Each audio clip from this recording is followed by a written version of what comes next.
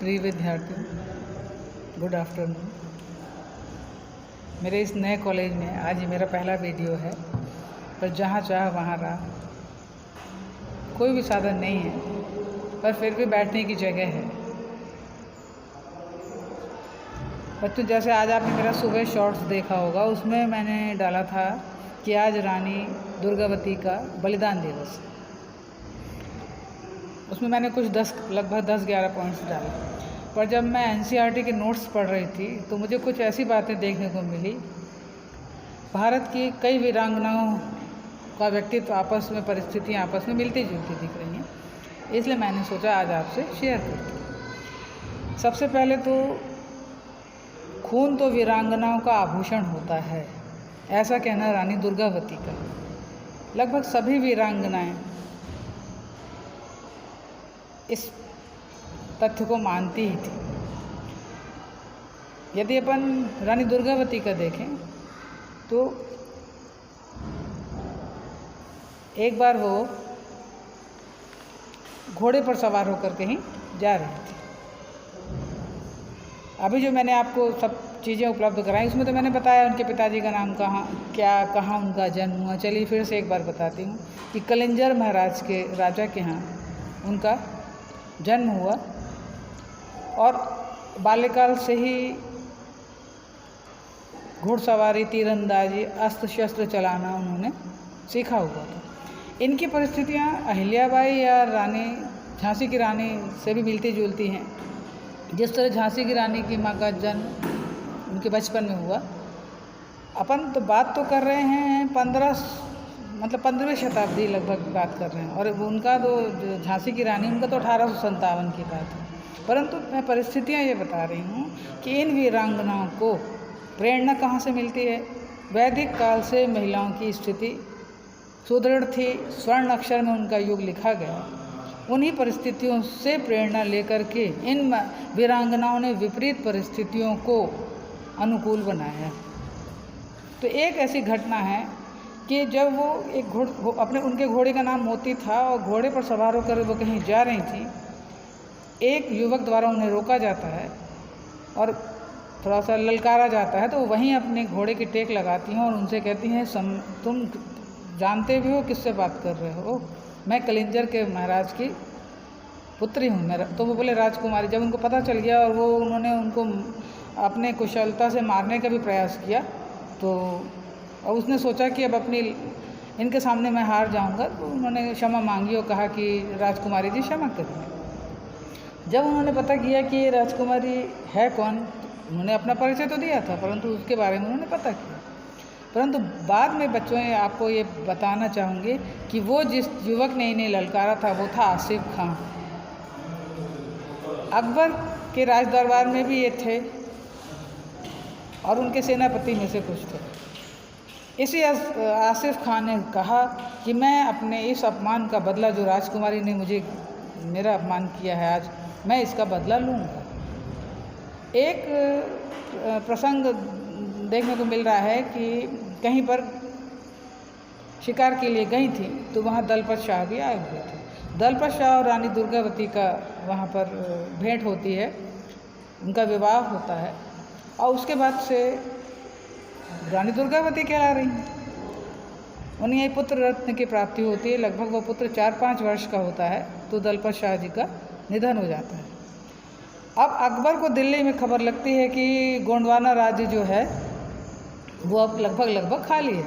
जैसा कि अपन ने अहिल्याबाई के समय भी देखा था कि उनको पता चल गया था कि अब ये क्षेत्र, जो कि उनके भी पति नहीं रह गए थे, तो उनको और पुत्र भी एक नहीं रह गए थे, तो उनको लगा कि ये तो जगह खाली हो जाएगी, अब तो यहाँ आक्रमण करना चाहिए।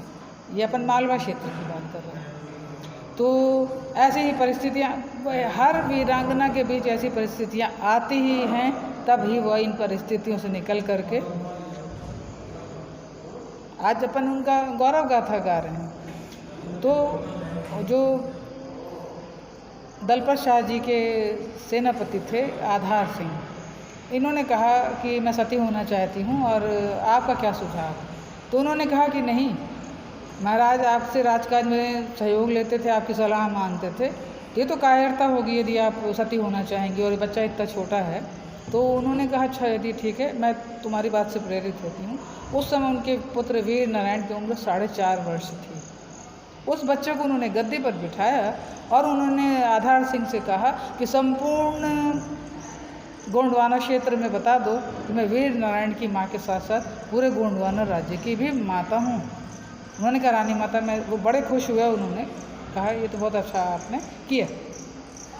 अब देखिए हर जगह जयचंद पाए ही जाते हैं। उनका शासन बहुत अच्छी तरह चल रहा था। तो अकबर तक तो एक खबर पहुंची।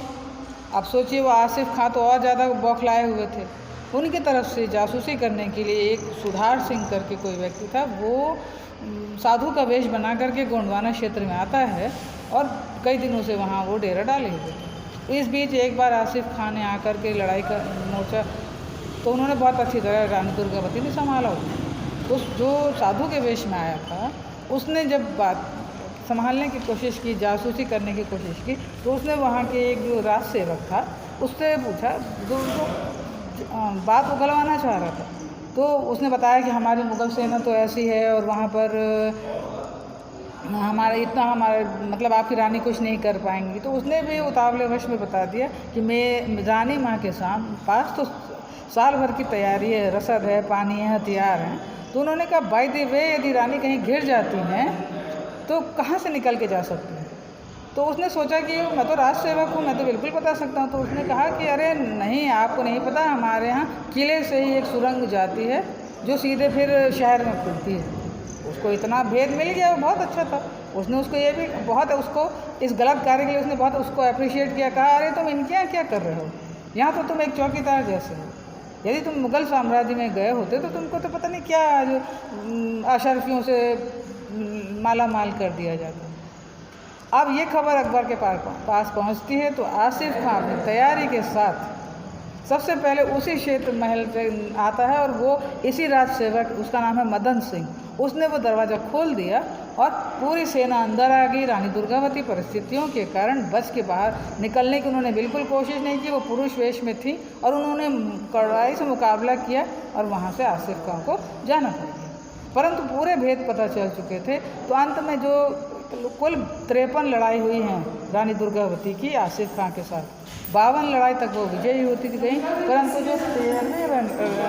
जो 13वीं लड़ाई थी उस लड़ाई में उनके द्वारा, ये चाबी रख लीजिए मैडम, आसिफ खां ने, क्योंकि उनके पास सशस्त्र बल बहुत ज़्यादा थे, तो जब वो हाथी पर सवार होकर युद्ध कर ही रही थी तो इतना ज़्यादा उनको चोटिल हो गई कि उन्होंने जो उनका जो महावत था, गनोई नाम करके उसका आ रहा है, तो गनोई ने जब देखा कि रानी बहुत घायल हो रही हैं तो उन्होंने कहा, वीर नारायण जो उनका पुत्र था वो भी बहुत घायल हो रहा था, उनको उन्होंने रण क्षेत्र से बाहर किया और गनोई से कहा, गनोई उनसे कह रहा है माता रानी माँ आप भी निकल चलिए, पर वो नहीं जा रही हैं। तो उन्होंने कहा, उनको कई जगह आँख में और पीछे भाल लग गया, तीर लग गए।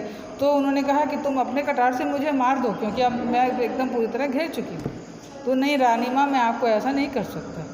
तो उन्होंने क्या किया कि उसकी कटार ली है, या कहा जा रहा है कि उन्होंने अपनी कटार ली है और अपने को उन्होंने स्वयं अपना आत्म बलिदान किया, क्योंकि जैसा कि झांसी की रानी ने भी ऐसा ही किया था। तो इस तरह से उन्होंने अपने आप को बचाया, जबकि झांसी की रानी तो 1857 की बात आ रही है। परंतु देखिए प्रेरणा और परिस्थितियाँ कैसे एक वीरांगना को परिस्थितियाँ आती हैं कि तात्कालिक उन्होंने ये निर्णय लिया। तो आज का जो दिन है वो उनके बलिदान का दिन है। और नरेल नाले के पास जो जबलपुर के पास कहला रहा है, उधर वो फिर जाती हैं और वहाँ युद्ध होता है। चूँकि उनके पास अपनों ने ही धोखा दिया है तो वो पूरी तरह यहाँ पर वो विफल हो जाती हैं। परंतु आप उनका सुनिए बच्चों, जो गद्दार था, जो राज सेवक था, जिसने कि कहा था कि यहाँ से किला का सुरंग जाती है शहर तक, फिर अकबर तो ने कहा कि उनको तो अपना उनका काम हो चुका था। तो फिर उन्होंने, जो उनका राज सेवक था वो तो अब मुग़लों के साथ मिल चुका था, उसको वहाँ पर उस क्षेत्र में कालिक पोत के पूरे शहर में घुमाया गया। उसके बाद उसको तोपों के सामने खड़ा करके उसे उड़ा दिया गया। तो सोचिए तो जब आज मैं ये पढ़ रही थी तो मुझे ऐसा लगा कि बच्चों मुझे आपको यदि कोई सी चीज़ आपको याद करने में दिक्कत आ रही है तो आप कनेक्टिविटी से यदि कोई सी चीज़ याद करेंगे तो आपको, और देखिए यहाँ से फिर बात शुरू हो जाती है वैदिक काल से।